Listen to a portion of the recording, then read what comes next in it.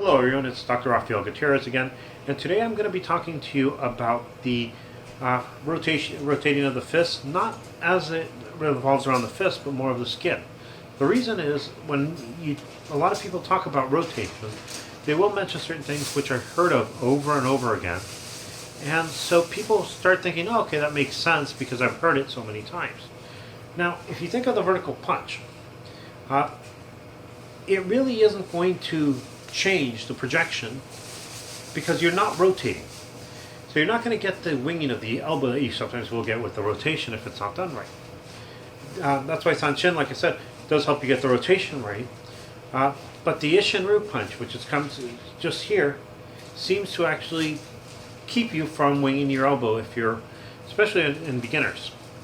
Now, why you want the rotation is actually simpler than most people think. If you think about it, if you stand up and let your fist just fall, you'll notice that your hand rotates, so it goes from, this is called a supine, to a prone position. So as you get this, that's why we end up rotating our fist. So you end up getting that same nice movement there. Now, the reason some people tell you to rotate your fist is because it may make more damage to the face. And while it may be true, the amount of damage twisting on the skin would have is minimal. Some people also talk about the rifling effect. And the rifling effect, it works if you're using something with a projectile. We are throwing our punch, but the projectile really isn't like you would see in a bullet. If you think of the size of a bullet going massive distance, you need that rifling effect so when it goes through the air, it will actually maintain its stability. Arrows, similar ideas.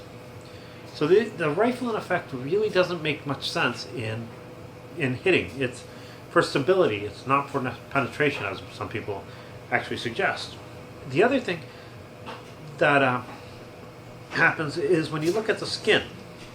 If you take your skin and rotate it, press hard and rotate it, you're not going to get any tears in it. It might turn a little red, but the forces that you actually have to use to tear skin in that direction is pretty significant. If you think about it, those people who do grappling, sometimes you are rolling with people, both of you are relatively heavy, and you might get a scratch or two, but it's not going to cause cuts, like not deep cuts like you would see. One of the neat things is if you actually look at where boxing or any sport where people get injured, where they bleed, it tends to be areas where there's bony projections which can actually cut through the skin with the pressure. The idea being you have something kind of pointy here. As it hits something else that's kind of pointy, the skin will tear in those areas. And so that is one of the big things that does happen that is important to look at, is that it's not necessarily for getting more power as much as, well, it's a natural state of the arm if you are here coming out. You are getting the rotation more for just the sake of body dynamics than anything else, it seems. I will talk more about skin. I hope you enjoy. Thank you. Now over here we have a model of skin, and we can see that there's three layers. There's the epidermis, the dermis, which is this area here, and the hypodermis. Hypodermis is fat, so usually it's between the skin and the bone. You do have some fat, which is going to cause some cushioning effect. Over here you have what's called dense irregular connective tissue, which allows the skin to be able to be pulled and twisted. Now if you look at this, I can twist my skin quite a bit and it's not going to tear. So this actually does help maintain it. And on the outside you have what's called the epithelial tissue. And the epithelial tissue is a layer of cells. All the cells are flat. They're called squamous cells, and they're unlayered, so they're stratified squamous epithelium. And in skin in particular, you also have a layer of proteins on the outside. This layer of proteins also acts as a protection because as you have trauma to this, it will wear rather than the cells underneath. So that's one of the reasons why the skin doesn't tear so easy, and it does negate something a lot of people mention, that is when you hit and you turn, it's going to cause more damage because of the shearing force on the skin. And the truth is, unless you're going at a relatively rapid speed and fall and skid across, you're not going to take a lot of skin off. Think of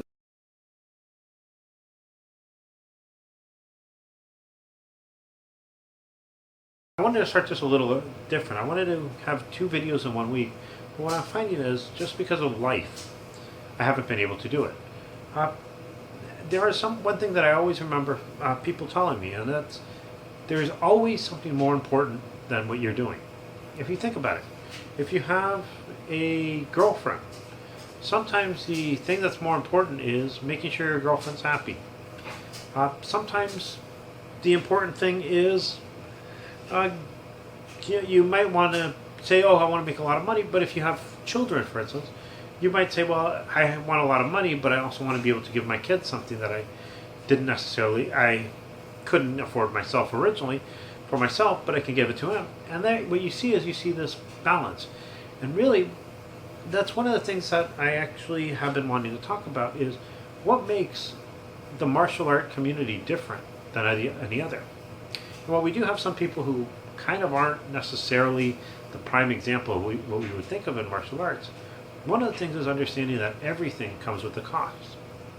For instance, for those of you who are black belts, you actually know that you didn't get the black belt because someone liked the way you smiled. You got it by the effort you put into it.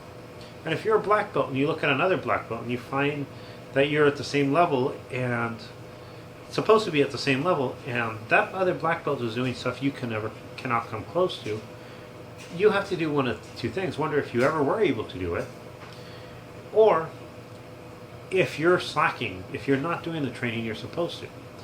A lot of times people get stuck on rank. I mean, a lot of people who don't have a clue about martial arts will see 2 people and it's like, oh, well, he says he has a 10th degree black belt. In this case, he only has a 3rd degree. And they get stuck on the 10th and the 3rd degree rather than paying attention to what they're actually teaching.